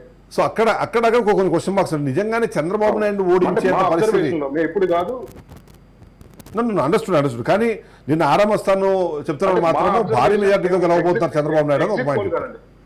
ఓకే, ఎగ్జిట్ పోల్ కాదు. ఓకే, ఆయన చెప్పారు. మా అబ్జర్వేషన్ ప్రకారం మేము ప్రీ పోల్ చేసాం జనవరిలో, మాకు అలానే కనిపించింది. మార్చ్ లో చేసాం, అలానే కనిపించింది. ఎందుకంటే ఇక్కడ క్యాండిడేట్ డిక్లేర్ క్యాండిడేట్ మనకి లాస్ట్ 5 years నుంచి భరత్ కంటెస్ట్ చేస్తున్నా తెలుసు, అక్కడ చంద్రబాబు కంటెస్ట్ చేస్తున్నా తెలుసు. వీళ్ళిద్దరు కంటెస్ట్ చేస్తున్నారని తెలిసినప్పుడు మేము జనవరిలో తీసుకున్నప్పుడు శాంపిల్స్ తీసుకోవడానికి కూడా కష్టమైంది. అంటే అక్కడ ఉన్న వాలంటీర్ వ్యవస్థ కానీ లోకల్ గా స్థానిక సంస్థల ఎన్నికలు జరిగిన తర్వాత ప్రతి గ్రామంలో కూడా అధికార పార్టీకి క్యాడర్ ఉంది. మున్సిపాలిటీకి వచ్చేసరికి ప్రతి వార్డులో క్యాడర్ ఉంది. వాలంటీర్ వ్యవస్థ బలంగా ఉంది. అండ్ 2019 తర్వాత అక్కడ స్థానికంగా ఉన్న వైసీపీ ఇన్ఛార్జ్ మాకు డెవలప్మెంట్ చేశాడు, మేము అడిగితే రోడ్లు వేయించాడు, వెల్ఫేర్ స్కీమ్స్ వచ్చినాయి, అండ్ తాగునీటి వసతి కల్పించారు. ఇవన్నీ ఈ ఫ్యాక్టర్స్ అన్ని అక్కడ కనిపించాయి గ్రౌండ్ లో. ఓకే, మేము ఎలక్షన్ కి ఇక 6 months ఉంది కాబట్టి ఇది చెప్తున్నారు. దగ్గరకు వచ్చే వరకు మళ్ళీ చంద్రబాబు నాయుడు గారు మొగ్గు చూపుతారు అనుకున్నప్పటికీ కూడా మేము పోస్ట్ పోల్ తీసుకున్నప్పుడు కూడా, అంటే మేము మార్చ్ లో తీసుకున్నప్పుడు చాలా ఎక్కువ మార్జిన్ వైఎస్ఆర్ కాంగ్రెస్ పార్టీకి కనిపించింది. పోస్ట్ పోల్ తీసుకున్నప్పుడు 2% వేరియేషన్ 2% ఎడ్జ్ మాకు వైఎస్ఆర్ కాంగ్రెస్ పార్టీకి కుప్పం నియోజకవర్గంలో కనిపించింది. ఓవరాల్ గా 52 నియోజకవర్గాల్లో 42 సీట్లకు తగ్గకుండా వైఎస్ఆర్ కాంగ్రెస్ పార్టీ ఈసారి వైఎస్ఆర్ కాంగ్రెస్ పార్టీ చాలా బాగా పర్ఫార్మ్ చేసింది. అంటే 2019లో కూడా పర్ఫార్మ్ చేసింది. ఉత్తరాంధ్ర ఒకటి, రాయలసీమ ఒకటి చాలా మంచి ఫలితాలని అధికార పార్టీ సాధించబోతుంది. రాజశేఖర్ గారు, 42 సీట్లు. రాజశేఖర్ గారు, కుప్పం స్పెసిఫిక్ కుప్పం చెప్పేసి మనము అటువైపు వెళ్దాం, మనము ఇది రాయలసీమ మన రాజధాని వైపు వెళ్దాము. కుప్పం ఏంటి మీ ఎక్స్పెక్టేషన్ ఏంటి? ఎందుకంటే 2-3 సర్వే సంస్థలు మాత్రం అక్కడ చంద్రబాబు నాయుడు టఫ్ కాంపిటీషన్ ఎదుర్కొంటున్నారనే టైప్లో చెప్పారు. సార్ కొంచెం మన్నించాలి, నాకు ఇక్కడ ఒక డిబేట్. ఎస్ కిషోర్ గారు, thank you so much me analysis co. Thank you very much. Thank you sir. Rajasekhar గారు, అయితే కుప్పం సంబంధించి చంద్రబాబు నాయుడు బాబు గారికి కొంచెం అక్కడ టైట్ పొజిషన్ ఉందండి. చివరి వరకు కూడా హోరాహోరీగా జరుగుతుంది, లాస్ట్ రౌండ్ వరకు కూడా. ఓకే, అందులో కొంచెం భరత్ గారికి ఎడ్జ్ ఉంటుంది. ఓకే, మీరు కూడా భరత్ గారు ఎడ్జ్ కనిపిస్తుంది. అంటే ఏం ఫ్యాక్టర్స్ పనిచేస్తుంది? ఎందుకంటే ఇప్పుడు ఆల్మోస్ట్ 14 సంవత్సరాలు ముఖ్యమంత్రిగా ఉన్నారు. ఆల్మోస్ట్ గత 6 పర్యాయాలు ఆయన డైరెక్ట్గా అక్కడ సింగిల్గా గెలుస్తూ వచ్చారంటే, సరే మీరు చెప్పే లెక్క ప్రకారం ఏంటంటే ఏదో మెజారిటీ తగ్గుతూ వచ్చింది అనేది ఏదో క్యాల్కులేషన్ చెప్తారు కానీ, బట్ ప్రజలు నిజంగానే సీఎంగా అధికార పీఠాన్ని చేపట్టే వ్యక్తి వాళ్ళ దగ్గర నుంచి పోటీ చేస్తుంటే ఆయన ఓడించుకునే అవకాశము అలాంటి పరిస్థితి ఉందంటారా? గతంలో చూశారు కదా, అంటే ఆయన 3 టర్ములు చేశారు. వాళ్ళ నియోజకవర్గానికి సంబంధించిన అభివృద్ధి జరగలేదనేది అక్కడి ప్రజలు చెప్తున్నమాట. 3 సార్లు ముఖ్యమంత్రి అయినా కూడా కనీస సౌకర్యాలు అనేది కల్పించలేదని వాళ్ళ ఒపీనియన్. ఓకే, సో ఇదే కృష్ణ గారు, ఇప్పుడు ఇక్కడ అంటే ఎందుకంటే ఇది చాలా కీలకమైన పాయింట్. చంద్రబాబు నాయుడు అన్న వ్యక్తి నిజంగానే అంటే అవి కంచుకోటల్లాగా మనం భావిస్తుంటాం. అలాంటి సందర్భంలో ఈసారి ఎక్కడ టఫ్ కాంపిటీషన్ ఎదుర్కొంటున్నారు. దాంట్లో వైసీపీ వాళ్ళు చెప్పే ఒక లాజిక్ ఏంటంటే 40,000 ఎప్పుడు వాళ్ళకి అక్కడ దొంగ ఓట్లు ఉండేవో, లేకపోతే అక్కడ నుంచి అక్రాస్ ద బార్డర్ వచ్చి ఓటేసి వెళ్తారు అన్నది ఏదో చెప్తూ వచ్చారు. అదేదో తీసేసాం మేము సో దట్ గెలుస్తాము అని. ఆ ఫ్యాక్టర్స్ మాత్రమే పనిచేస్తాయా? సీఎంగా గెలబోయే వ్యక్తి సీఎం అవుతారు అనే అవకాశం ఉన్న వ్యక్తి, అది కాకుండా మోస్ట్ ఇంపార్టెంట్ థింగ్ ఈసారి ఆయన అరెస్ట్ చేయడము, రాష్ట్ర వ్యాప్తంగా దానికి సంబంధించి ఏదో ఒక డిస్కషన్ జరగడం, ఇంటర్నేషనల్ లెవెల్లో కూడా దాన్ని డిస్కషన్ చేసేందుకు టీడీపీ ప్రయత్నించి ఇవన్నీ జరిగిన తర్వాత కూడా అక్కడ ఓడించుకుంటారా అన్నది ఒక అనుమానం వ్యక్తమవుతుంది. మీ అనాలిసిస్ అంటే జనరల్గా మీరు ఏ రాష్ట్రంలో తీసుకోండి, ఒక 5-6 సీట్ల గురించి పెద్దగా సర్వే కూడా చేయని అవసరం లేకుండా సర్వే సంస్థలు పనిచేస్తుంటాయి. అట్లాగే జగన్ ఓడిపోతాడో గెలుస్తాడనే సందేహం ఎవరికి ఉండదు. అట్లాగే చంద్రబాబు గెలుస్తాడనే సందేహం జనరల్గా ఎవరికి ఉండదు. ఈసారి కొత్త నేరేషన్ తీసుకొచ్చింది వైసీపీ పార్టీ. ఎందుకంటే మోరల్గా అసలు చంద్రబాబు ఓడిపోతుంది, ఇంకా మీ పరిస్థితి చంద్రబాబు అని మిగతా ఎమ్మెల్యే అభ్యర్థులని వాళ్ళు ఒక డిఫెన్స్లో పడేయడానికి ఈ క్యాంపెయిన్ అనేది బాగా వైసీపీ తీసుకొచ్చినట్టు మనకు కనపడుతుంది. అయితే చంద్రబాబుకి నేను విన్నది ఇంకో అంశం ఏంటంటే, ఈసారి చంద్రబాబు గారు కూడా కుప్పంలో డబ్బులు పంచాల్సి వచ్చిందన్న ప్రచారాన్ని కూడా మార్కెట్లో పెట్టారు.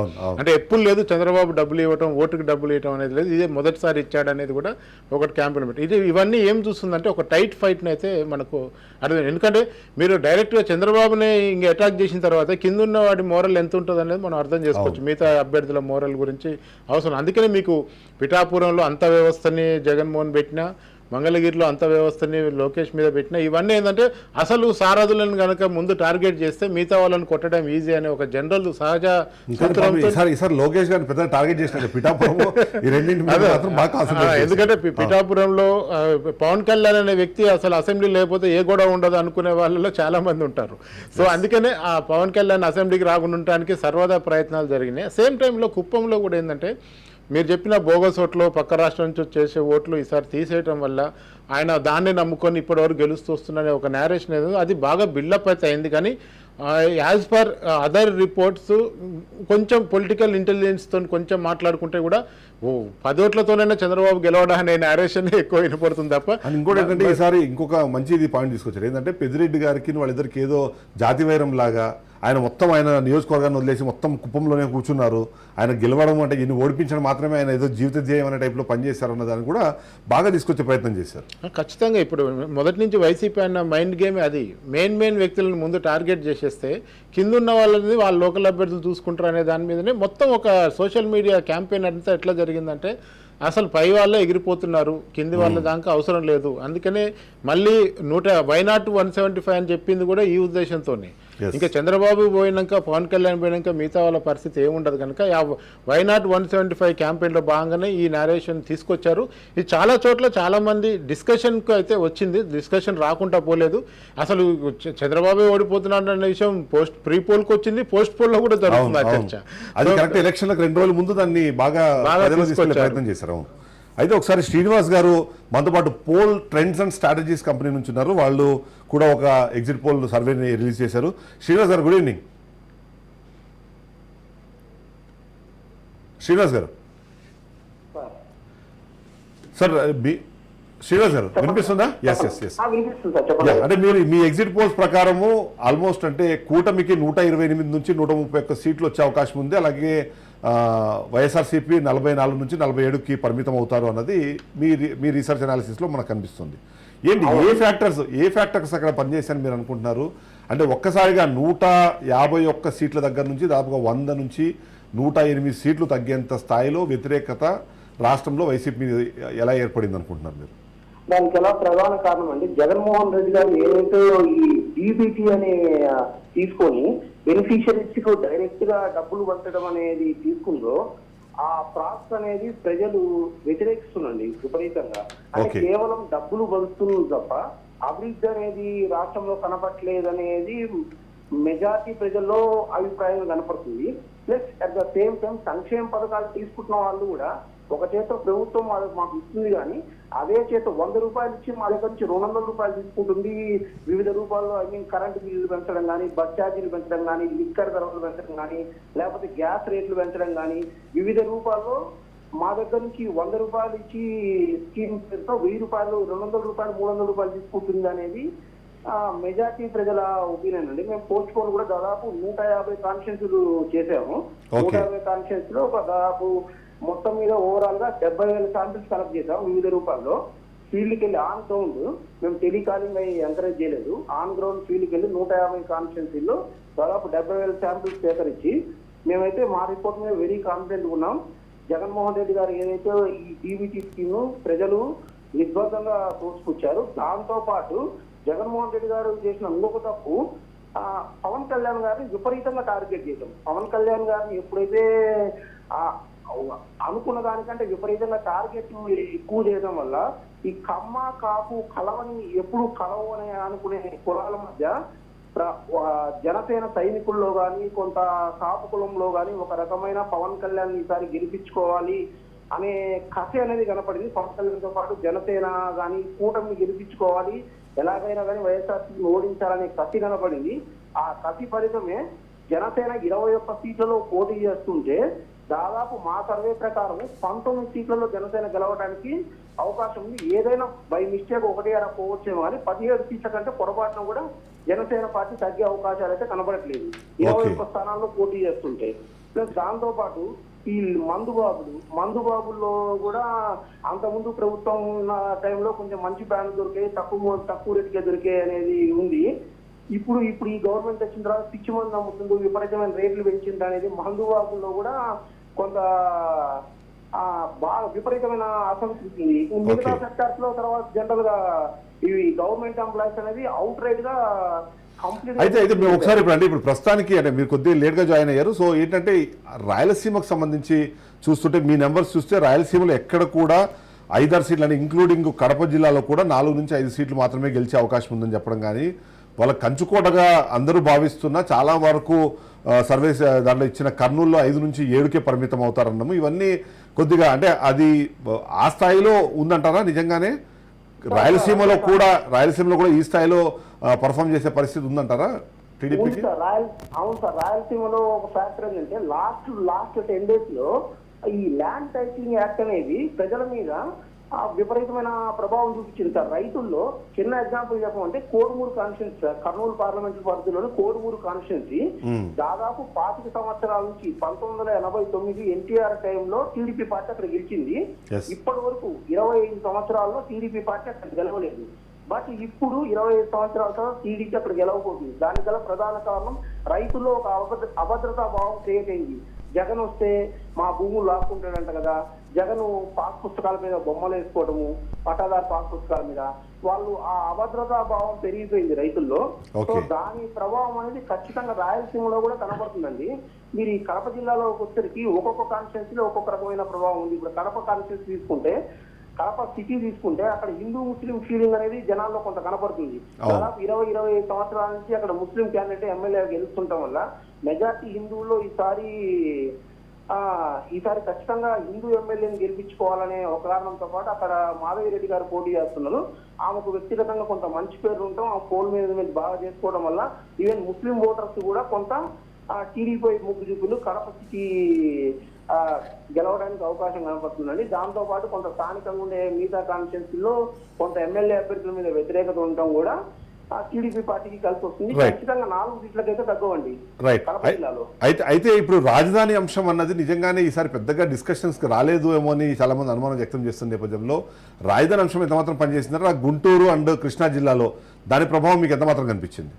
సార్ గుంటూరు కృష్ణా జిల్లాలో కదా సార్, పక్కన ఉన్న ఈస్ట్ గోదావరి వెస్ట్ గోదావరిలో కూడా దాని ప్రభావం అండర్ కరెంట్ గా గుంటూరు కృష్ణా జిల్లాలో కొంత ఎక్కువగా ప్రజలు ఎక్స్ప్రెస్ చేస్తుంటే ఈస్ట్ వెస్ట్ లో కొంత అండర్ కరెంట్ గా అది పనిచేసిందండి. రాజధాని ప్రభావం జగన్మోహన్ రెడ్డి కేవలం డబ్బులు పంచుతుంది తప్ప డెవలప్మెంట్ లేదు, రాజధాని అనవసరంగా తీసేసినారు. అసలుకి 3 రాజధానులు అనే కాన్సెప్ట్ తెచ్చినా కానీ 3 రాజధానులు ఇప్పటివరకు దానికి ఒక ముందడుగు కూడా వల్లేదు. రాజధాని లేదు అనేది జనాల్లో అయితే ఇంటర్నల్ గా ఖచ్చితంగా ఫీలింగ్ అనేది కనపడుతుందండి. రైట్. ఒకసారి రాజశేఖర్ గారు ఇప్పుడు అంటే 2 ఇంపార్టెంట్ పాయింట్స్. ఒకటి ల్యాండ్ టైటిలింగ్ యాక్ట్ అన్న దానివల్ల జనాలందరూ ఒక్కసారిగా పానిక్ క్రియేట్ అయింది అనేది ఇప్పుడు శ్రీనివాస్ గారు చేసిన అబ్జర్వేషన్లో ఒక దానిలా కనిపిస్తుంది. మీ అబ్జర్వేషన్ అది ఎక్కడైనా మీకు ఎక్కడైనా కలిసిందా, ఎక్కడైనా కనిపించిందా మీకు ఆ ల్యాండ్ టైటిలింగ్ యాక్ట్ అన్నది? ల్యాండ్ టైటిలింగ్ యాక్ట్ అనేది కొంతమంది డిస్కస్ చేశారు. కాకపోతే దానిపైన కొంత వీళ్ళు వివరించి లోకల్ లీడర్స్ అనేది వివరణ ఇచ్చుకుంటూ వాళ్ళను కొంచెం దాన్ని పక్క సైడ్ చేయడానికి ప్రయత్నం చేసిండ్రు.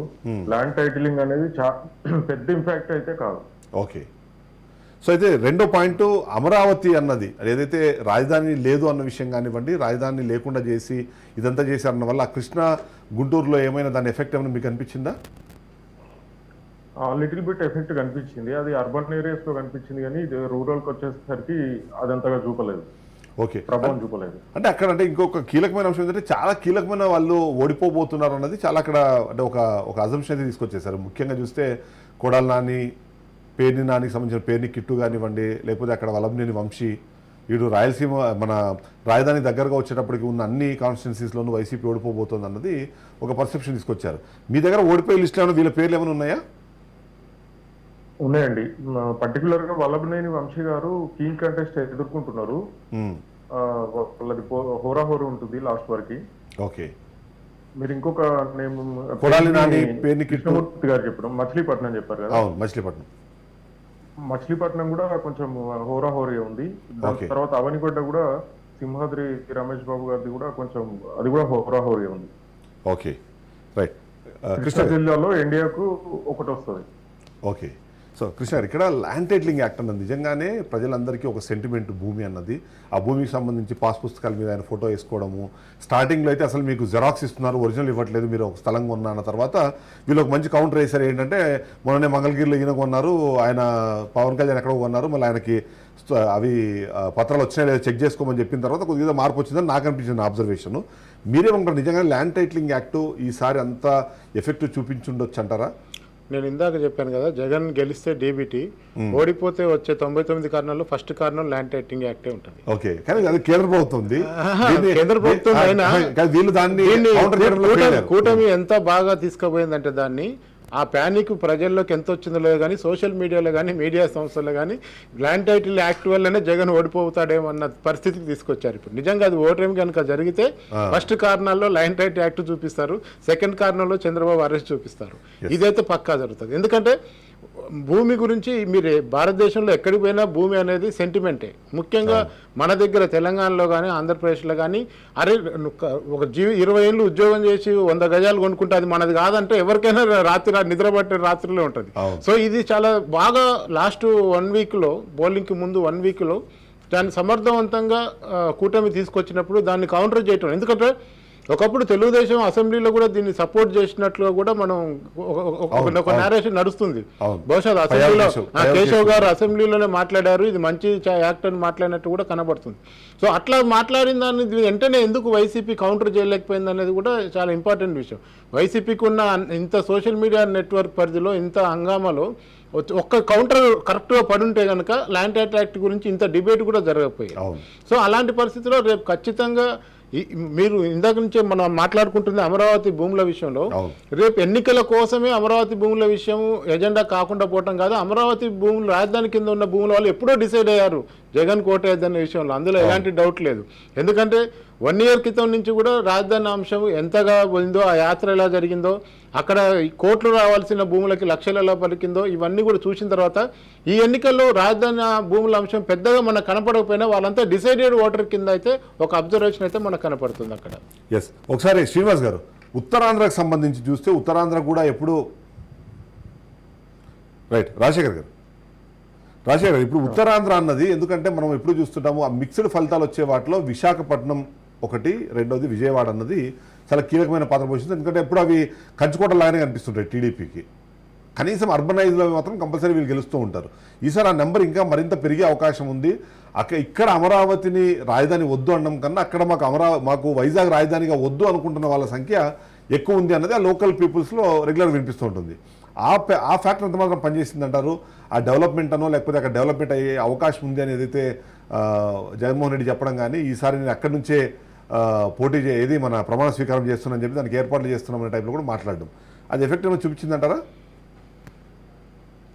విశాఖ జిల్లాకు వచ్చేసరికి 50-50 ఉందండి. అక్కడ 3, అక్కడ భీమిలి, విశాఖ తూర్పు, గాజువాక వచ్చేసి ఎన్డీఏ లీడ్ లో ఉంది. ఇక్కడ విశాఖ దక్షిణ, విశాఖ ఉత్తరం, పశ్చిమ వచ్చేసి అర్బన్ ఏరియాస్ వచ్చేసి దీంట్లో వైసీపీకి ఎడ్జ్ ఉంది. సో జనాలు కూడా ఆ విధంగానే ఆలోచించారని అర్థం చేసుకోవచ్చు. రైట్. పొలిటికల్ ల్యాబొరేటరీ సంబంధించిన విక్కీ కూడా మనతో పాటు ఫోన్ లైన్లోకి అందుబాటులోకి వచ్చేసి ఒకసారి విక్కీ గారితో ఒక క్విక్ రియాక్షన్ తీసుకుందాం. విక్కీ గారు, మనం ఆల్రెడీ ఎలక్షన్ అంటే ప్రీ పోల్ మాట్లాడాము, మనము పోస్ట్ పోల్ మాట్లాడాము.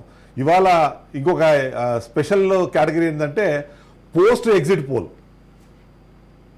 అన్ని కంపెనీలు ఎగ్జిట్ పోల్ ఇచ్చేసిన తర్వాత ఇవాళ అందరిలో కన్ఫ్యూజన్ క్రియేట్ అయిన తర్వాత మీరు స్టిల్ ఇంకా మీరు వైసీపీకి అధికారం వస్తుందని దాంట్లో స్టిక్ అయి ఉన్నారా? నేషనల్ మీడియా ఏమో 1 sidedగా 20 నుంచి 25 అంటే ఆల్మోస్ట్ 18 నుంచి 23 వరకు ఈసారి ఎన్డీఏ బ్యాక్ చేస్తుంది అన్నది నేషనల్ మీడియా మొత్తం చెప్తుంది. Are you still with your numbers?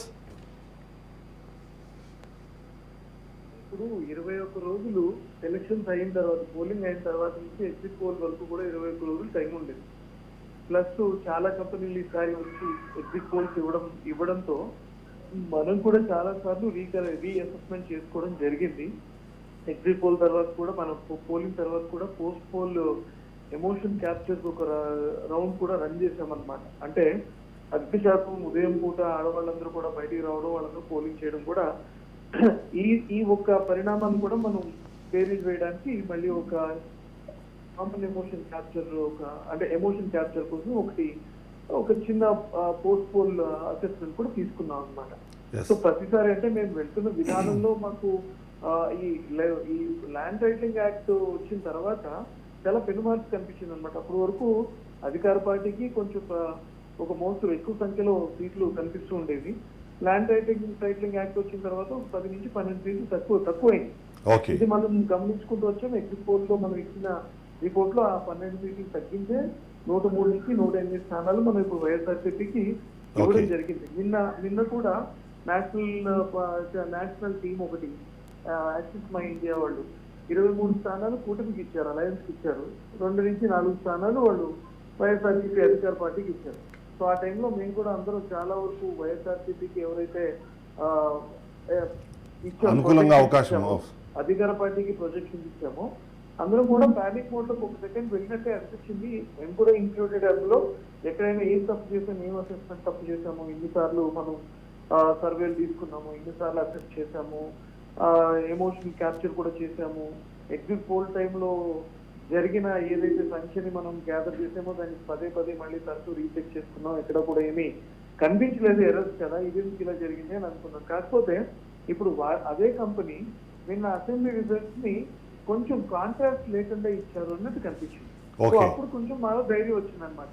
Somebody may have tampered them or else they have got a misinformation about statistics. ఏదైతే వాళ్ళకి అంకెలు ఉన్నాయో అదేదో మిస్టేక్ జరిగింది అని అనిపించింది. తర్వాత మాకు కూడా కొంచెం ధైర్యం కలిగింది అనమాట. అంటే ఇప్పుడు చూడండి, వాళ్ళు 23 స్థానాలు వాళ్ళు టీడీపీకి ఇస్తే, అలయన్స్ ఇస్తే 22 స్థానాలు అసెంబ్లీలో ఖచ్చితంగా 150 నుంచి 160 స్థానాలు అలయన్స్ వెళ్ళిపోవాలి. అవును, మీరు అంత యాంటీ ఇన్కంబెన్సీ ఉంది అని చెప్తున్నారు. అంత యాంటీ ఇన్కంబెన్సీ ఉందని కూటమి చెప్పింది కాబట్టి ఖచ్చితంగా వైఎస్ఆర్సీపీ 15 నుంచి 25 స్థానాలకి కుదింపబడాలి 175లో. కానీ వీళ్ళు 77 స్థానాలు ఇచ్చారు వైఎస్ఆర్సీపీ. మీరు నిన్న మొన్న మనం మాట్లాడుతున్నప్పుడు మీకు చెప్పాను, పార్లమెంట్ వారిగా మనం చేసిన అసెస్మెంట్ లో వైఎస్ఆర్సీపీ 11 స్థానాల వరకు కనిపిస్తుంది. కూటమికి 14 స్థానాలు ఉన్నాయి. బీజేపీ ఫ్యాక్టర్ ఉంది, అలయన్స్ ఫ్యాక్టర్ జనసేన కూడా టైప్ అయింది కాబట్టి ఈసారి జనసేనకి ఇచ్చిన 2 స్థానాలు కూడా వాళ్ళు చేసే అవకాశాలు కనిపిస్తున్నాయి. నేను నిన్న కూడా మీకు చెప్పాను. నేషనల్ టీమ్ ఇది ఏదైతే యాక్సిస్ మై ఇండియా వాళ్ళు ఇచ్చారో వాళ్ళు కానీ టైమ్స్ ఆఫ్ ఇండియా ఏమో మళ్ళీ వైసీపీకి ఎడ్జ్ ఇచ్చింది. టైమ్స్ ఆఫ్ ఇండియా వాళ్ళు వీళ్ళంతా మళ్ళీ అధికార పార్టీకి ఇచ్చారు. ఈ India today axis my India అనేది ఒక ప్రామినెంట్ కంపెనీ. యాక్చువల్ గా ఎగ్జిట్ పోల్స్ లో ఇండియాలో చాలా పెద్ద ప్రాముఖ్యత కలిగిన కంపెనీ. ఆ కంపెనీ కోసమే అందరూ ఎదురు చూస్తారు యూజువల్. అంటే అది ఇంకొక అబ్జర్వేషన్ నేను చేశాను. అంటే మీరు యాక్సిస్ మై ఇండియా అనే దాని మీద మాట్లాడుతుంటే ఇప్పుడు అంటే ఈ ఎలక్షన్స్తో పాటు అంటే ఏదైతే పార్లమెంట్ ఎలక్షన్స్తో పాటు ఏవైతే అసెంబ్లీ ఎన్నికలు జరిగినాయో అన్ని చోట్ల అధికార పార్టీలు కంటిన్యూ అయినాయి, ఎక్కడ అధికార మార్పిడి జరగలేదు. సరే బీజేపీకి ఎక్కువ ఎంపీ సీట్లు వచ్చే అవకాశం ఉందని చెప్పే ప్లేస్లో అంటే కొన్ని చోట్ల అక్కడ ఆల్రెడీ అధికారంలో ఉన్నారు కాబట్టి అధికార పార్టీలు కంటిన్యూ అవుతూ వస్తున్నాయి. ఆ యాంగిల్ ఇక్కడే ఉంటుంది, ఇక్కడ కూడా అక్కడ దీన్ని కూడా గమనించాల్సిన అవసరం ఉందంటారా? లేకపోతే ఇక్కడ ఉంటుందండి? అలాగే ఉంటుంది. మనం ఇచ్చిన ఎగ్జిట్ పోల్ లో మీకు 11 నుంచి 14 స్థానాలు అందుకే ఇచ్చాం. ఇంకా పెరుగుతూ ఉండేది. కానీ ల్యాండ్ టైటిలింగ్ యాక్ట్ ఖచ్చితంగా కూటమికి పార్టీకి హెల్ప్ చేసింది. ల్యాండ్ టైటిలింగ్ యాక్ట్ వివాదం జరిగిన నేపథ్యంలో చాలా ఒక దావానలం లాంటి ఒక మార్పు కనిపించింది జనాల్లో, లేదంటే మద్దతుదారులు, న్యూట్రల్ ఓటర్స్ లో. పూర్తి స్థాయిగా ఇన్ఫ్లుయెన్స్ చేయలేకపోయిందనేది మా అభిప్రాయం. థ్యాంక్ యూ వెరీ మచ్ వికి మీ విశ్లేషణ అందించినందుకు. ఫైనల్ కన్క్లూజన్ లోకి వద్దాం. రాజశేఖర్ గారు, ఏంటి నేషనల్ మీడియా మొత్తం ఒక సైడ్ ఉంది, ఈ లోకల్ సంబంధించిన వాళ్ళ లేకపోతే ఈ లోకల్ సంస్థలన్నీ ఒకవైపు ఉన్నాయి, ఏంటి అక్కడ మ్యానిపులేషన్ జరుగుతుందా లేకపోతే ఇక్కడ ఇన్ఫ్లుయెన్స్ అయ్యారా అన్నది ఒక ప్రశ్న అయితే చాలా మందిలో ఉంది. సో దాని మీద మీరు బ్రీఫ్గా ఒకసారి కంక్లూడ్ చేసేసేయండి రాజశేఖర్ గారు. ఇక్కడ వచ్చేసి నేషనల్ మీడియాస్ వచ్చేసి మొత్తం కూడా పార్లమెంటు నియోజకవర్గాల పైన డిపెండ్ అయ్యింది. ప్రతి న్యూస్ అన్ని కూడా వాళ్ళు సర్వే చేయడం, న్యూస్ ప్రజెంట్ చేయడం అన్ని కూడా పార్లమెంట్ కు సంబంధించిన సీట్ల పైనే చేశారు. దాంట్లో భాగంగా ఒక అసెంబ్లీకి కూడా దానికి ఒకటి ఇవ్వాలని చెప్పేసి ఇచ్చింది తప్పితే వాళ్ళు స్పష్టంగా ఇక్కడికి వచ్చి గ్రౌండ్ లో చేసిన సర్వేలు అయితే లేవు నేషనల్ మీడియావి. అవి కొన్ని శాంపిల్స్ తీసుకోవచ్చు, అంతకు మించి వాళ్ళు గ్రౌండ్ లో అయితే చేయలేదు. Right, thank you very much Rajasekhar గారు. అయితే ఇక్కడ వస్తున్నది ఏంటంటే నేను చెప్పే కదా, మనకు అనుకూలంగా వచ్చినవేమో కరెక్ట్, మనకు వ్యతిరేకంగా వచ్చినవన్నీ ఏమో ఫేక్, లేకపోతే ఇట్లా ఇన్ఫ్లుయెన్స్ అయినవన్న దాన్ని మాట్లాడుతుంటే ఇప్పుడు 2 జాతీయ ఛానళ్ళకు సంబంధించి ఆ 2 మాట్లాడుతుంటే అవి 2 ఇవాళ డిస్కషన్ పాయింట్ ఉంది. ఒకటేమో ఇండియా టుడే, గతంలో చాలా ఇది ఉంది, ఇండియా మై యాక్సిస్ సంబంధించి కూడా చాలా వాళ్ళకి క్రెడిబిలిటీ ఉన్నట్టుగా మనం మాట్లాడుతుంటాం. టైమ్స్ నౌ ఏమో మొదటి నుంచి కొద్దిగా ఎంతో కొంత ఎన్డీటీవీ ఒకటి, టైమ్స్ నౌ ఒకటి వైసీపీకి అనుకూలంగా పనిచేస్తూ వస్తుంది. గత 6 నెలలు 8 నెలల నుంచి చూస్తే వాళ్ళు మళ్ళీ 22-23 సీట్లు గెలుస్తున్న దగ్గర నుంచి వాళ్ళ 13కి 15 వరకు టర్న్ ఆన్ చేశారు. సో ఏంటి ఈ నేషనల్ మీడియాకి సంబంధించి ఆ సర్వేస్ ఎలా జరుగుతాయి, ఇక్కడ మనం లోకల్ వాళ్ళు చేసే సర్వేలో డిఫరెన్స్ ఏమైనా కనిపిస్తుందా మీకు? ఒకసారి చూడండి, మూడ్ ఆఫ్ నేషన్ పేరు మీద కొన్ని సంస్థలు సర్వేలు రిలీజ్ చేస్తుంటాయి. భారతదేశం మొత్తం మీద 1,00,000 శాంపుల్ ఇస్తారు. ఎన్ని పార్లమెంట్లు ఉన్నాయండి? 543 పార్లమెంట్లలో 1,00,000 శాంపిల్ అంటే మన ఊరి దాకా శాంపిల్ వస్తుందా? వచ్చే అవకాశం లేదు. ఇదేంటంటే జనరల్గా ఒక రాష్ట్రంలో 100 సీట్లు ఉంటే 30 సీట్ల గురించి చర్చ అనవసరం అని పక్కన పెట్టినాకనే మిగతా 70 మీదనే మ్యాథమెటిక్స్ చేస్తారు. అట్లాగే ఇప్పుడు కూడా జాతీయ సంస్థలు కూడా లోకల్ సంస్థలకే కాంట్రాక్ట్ ఇస్తాయి. జాతీయ ప్రతినిధులు వచ్చి ఇక్కడ ఏం తిరగకపోవచ్చు.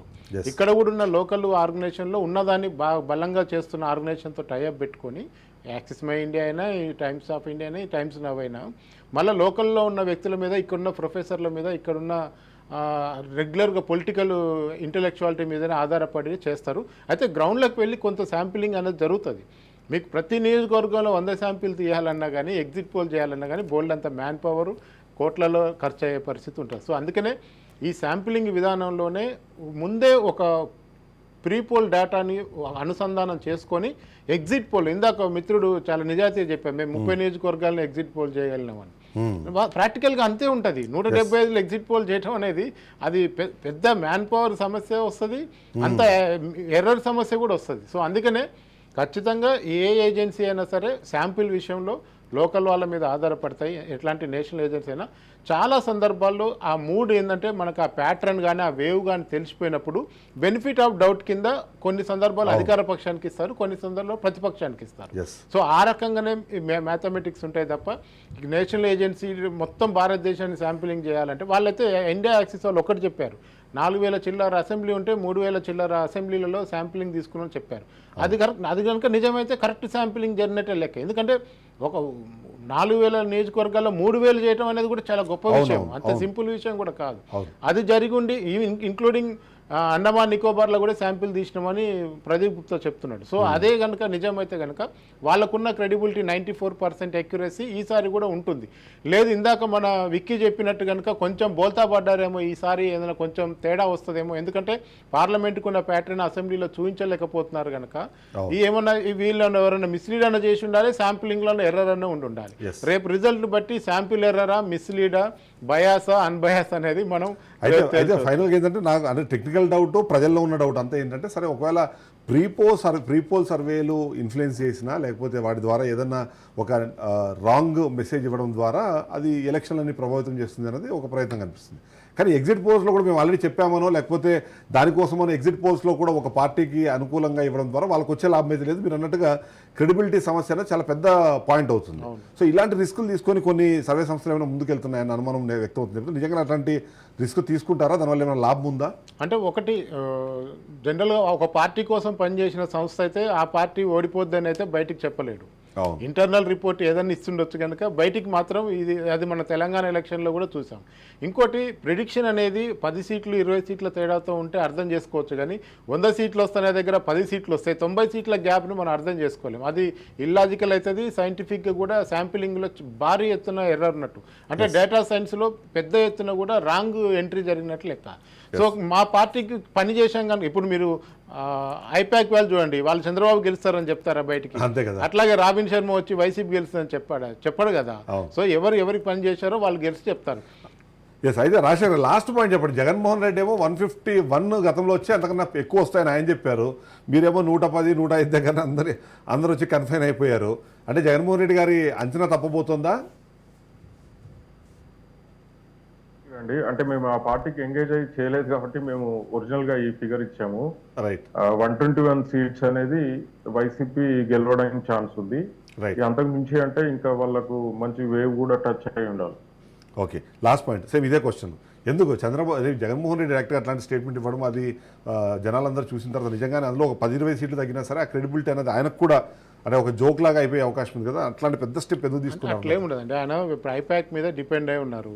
బ్యాలెట్లలో ఎవరుందో ఎలక్షన్ కమిషన్ ఆఫ్ ఇండియాతో సహా నాతో సహా ఎవరికి తెలియదు.